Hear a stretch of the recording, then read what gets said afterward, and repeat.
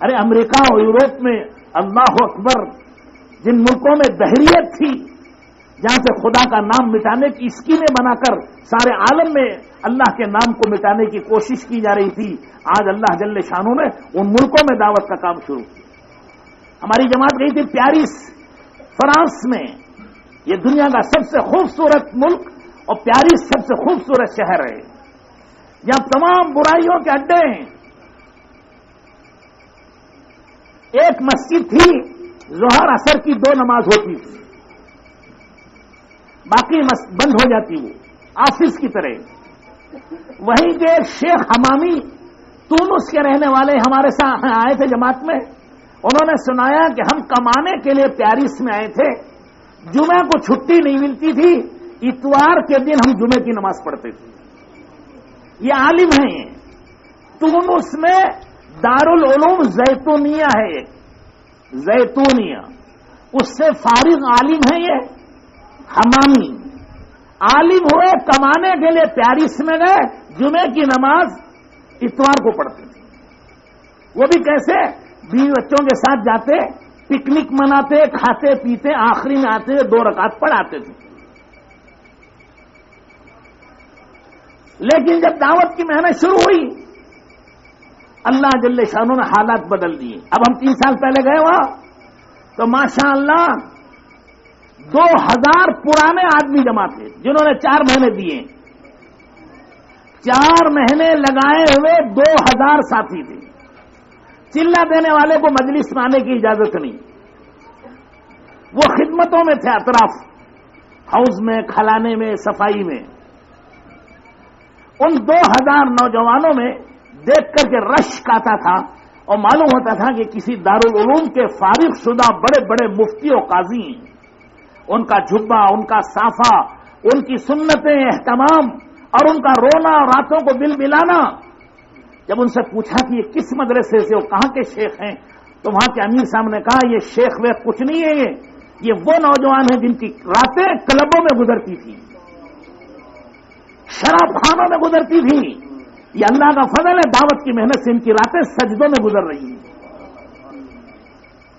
میرے دوست بزرگ اور بھائیوں، حالات اللہ نے بدل دیے اور بدلتے چلے جا رہے ہیں، اور انشاءاللہ ایک وقت آئے گا کہ روئے زمین پر کوئی کچا پکا مکان باقی نہیں رہے گا جہاں خدا اسلام داخل نہ کر دے۔ خدا ہماری ان بد نصیب آنکھوں کو وہ دن دکھا دیں۔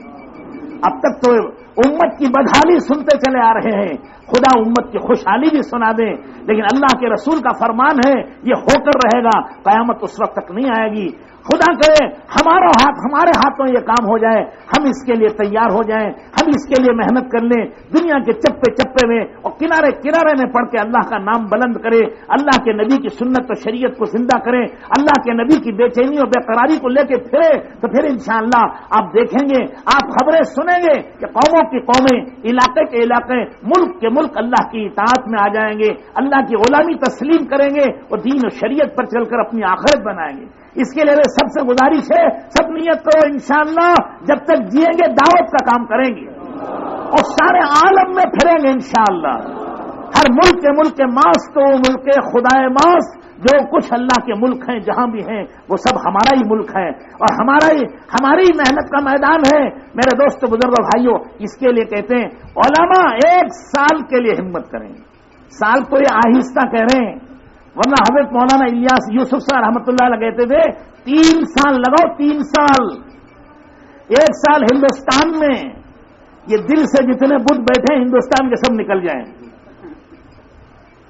اور 1 سال عربستان میں ان کی خوبیاں اور صفات ہیں جن کی وجہ سے اللہ نے وہاں منتخب کیا رسول کو، وہ حاصل کرنے، پھر ان صفات کے ساتھ 1 سال عربستان انگلستان میں لگاؤ، باطل کی کھوپڑی میں بیٹھ کے باطل کو دعوت دو، خدا باطل کو پھوڑے گا، اس کے دماغ سے بھیجا نکال لے گا۔ بل نقذف بالحق علی الباطل فیدمغه فاذا هو ظاہر، اللہ پاک اس کے بھیجے کو نکالیں گے اور باطل کو توڑیں گے اور باطل کو پاش کریں گے، خدا پاک اسلام کو دنیا میں پھیلائیں گے۔ اس کے لیے دوستو بزرگ اور بھائیوں، اللہ کے راستے میں نکلیں اور پھر محنت کریں گے تو اللہ تعالیٰ ان حالات کو بناتے چلے جائیں گے۔ جتنی دنیا کا بگاڑ ہے، فساد ہے، اللہ اس کو دور کر دیں گے۔ ایک عالم نے ماشاءاللہ کھڑے ہو کے ہمارے ایک بزرگ سے پوچھا کہ ہم بھی تو دین کا کام کر رہے ہیں بھائی، درس و تدریس کرتے ہیں، پڑھاتے ہیں، یہ بھی دین کا کام ہے، تعلیم ضروری ہے کہ تبلیغ ضروری ہے؟ کیا ضروری ہے بھائی؟ حضرت نے فرمایا کھانا ضروری ہے کہ پانی ضروری ہے؟ سوچ کے بولو کیا ضروری ہے؟ کھانا، پانی کے بغیر جی لو گے؟ وَجَعَلْنَا مِنَ الْمَاءِ كُلَّ شَيْءٍ حَيٍّ کا دونوں ضروری ہیں۔ جب کھانا بھی ضروری، پانی بھی ضروری، تعلیم بھی ضروری، تبلیغ بھی ضروری، یہ بھی حضور کا مقصد ہے، وہ بھی حضور کا مقصد ہے، اس میں شک کرنے کی کیا گنجائش ہے؟ ایک کام کو کوئی ہلکا سمجھے تو اس نے حضور کے کام کو، سنت کو ہلکا سمجھا ہے۔ جو حضور کی سنت کو ہلکا سمجھے گا اللہ حفاظت فرمائے، وہ تو کفر ہے، کفر۔ ایک بڑے سے بڑا فریضہ چھوڑ دیں اللہ اسے معاف کریں گے، غلطی ہو گئی، بھول ہو گئی، چھوڑ دیا، لیکن کسی کام کو ہلکا سمجھے، اس کی تحقیر کرے، یہ کفر، یہ اتنا بڑا گناہ ہے جیسے کفر کرنا، یہ بھی ہے، کرنا وہ بھی ہے۔ تعلیم بھی حضور کا مقصد ہے، تبلیغ بھی حضور کا مقصد ہے، دونوں ہی کو ساتھ لے کر چلنا ہے۔ تبلیغ کے کرنے والے کوئی ان پڑھ لوگ نہیں ہیں۔ حضرت مولانا الیاس صاحب رحمۃ اللہ علیہ ہے جو بڑے زبردست تعلیم تھے، مستجاب الدعوات تھے، بڑے اولیاء اللہ اور صاحب نسبت تھے، اور خلیفہ تھے حضرت مولانا رشید احمد صاحب گنگوئی رحمۃ اللہ علیہ۔ مولانا یوسف صاحب رحمۃ اللہ علیہ ابو داؤد شریف پڑھاتے تھے، ترمذی شریف پڑھاتے تھے، زبردست عالم تھے جن کی کڑھن سے اللہ نے ساری دنیا میں کام پہنچایا۔ حضرت مولانا انعام الحسن صاحب 30 سال تک بخاری شریف پڑھائی اور اس کے حاشیے لکھے ہیں۔ زندگی پوری تعلیم و تعلم میں گزری، دعوت کا کام ساتھ ہے۔ یہ علماء کے ہاتھ سے اللہ نے شروع کرایا ہے۔ بزرگوں اور دوستوں، اب بھی علماء کی سرپرستی میں چل رہا ہے، اور جو اس میں شریک ہوں گے اللہ پاک ان سے سارے عالم کا کام لیں گے۔ ارے ان حضرات نے بھی وہی بخاری مسلم پڑھی جو ہم نے پڑھی، ان سے اللہ نے سارے عالم کا کام لیا تو ہمارے سے نہیں لیں گے؟ فرق یہ ہے کہ نیت کرنی ہے، قدم اٹھانا ہے۔ نیت المومن خیر من عملہ، مومن کی نیت اس کے عمل سے بہتر ہے۔ سارے عالم کی نیت کی، اللہ نے سارے عالم کا ثواب دیا، سارے عالم میں استعمال کیا۔ ہم بھی سارے عالم کی نیت کریں گے، اللہ جل شانہ سارے عالم کے لیے قبول کریں گے۔ ہمارے مولانا محمد عمر صاحب پالن پوری تھے، بہت سے لوگوں نے دیکھا ہے قریب سے، وہ کہتے تھے دارالعلوم دیوبند سے میں فارغ ہوا اور اول نمبر پر پاس ہوا، سب سے زیادہ نمبر میرے ہیں، اور بمبئی میں آ کر میں نے ایک امامت قبول کر لی، ایک مسجد میں قرآن پڑھاتا تھا بچوں کو اور تفسیر سناتا تھا، نماز پڑھاتا تھا۔ جماعت والے آتے تشکیل کرتے تو میں حسب معمول علماء کی عادت کے مطابق میں بھی کہتا تھا یہ بھی تو دین کا کام ہے، میں بھی تو دین کا کام ہی کر رہا ہوں، کیا حرج ہے؟ خیر وہ آتے تھے، یہ کہتے تھے۔ ایک دن ایک بڑے میاں انہی کے خاندان برادری کے آئے، بے تکلف، کہنے لگے مولوی صاحب ایک ذرا مسئلہ بتائیے۔ کیا ہے؟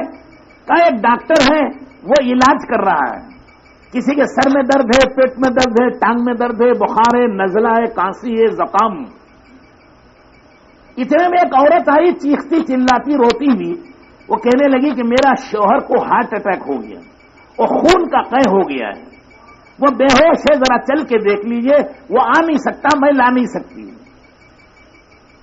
ڈاکٹر کہتا ہے میں یہاں علاج کر رہا ہوں، مجھے فرصت نہیں ہے۔ تو بڑے میاں نے پوچھا مولوی صاحب سے کہ ڈاکٹر کو جانا چاہیے یا یہاں علاج کرنا چاہیے؟ تو مولانا عمر صاحب پالن پوری رحمت اللہ علیہ نے بڑے جوش میں کہا اس پاگل ڈاکٹر کو فوراً جانا چاہیے، جان بچانا فرض ہے۔ ارے سر میں درد، پیٹ میں درد تو بعد میں بھی علاج ہو سکتا ہے، اس کی تو جان جا رہی ہے۔ تو بڑے میاں نے تسلی سے کہا مولوی صاحب جن بچوں کو آپ پڑھا رہے ہیں اللہ قبول فرمائے، یہ ابھی مکلف نہیں ہے، کل مکلف بنیں گے، جو لوگ آج بغیر کلمہ نماز کے بوڑھے بوڑھے مر کے قبروں میں جا رہے ہیں، ان کا ایمان بچانا فرض ہے کہ نہیں ہے؟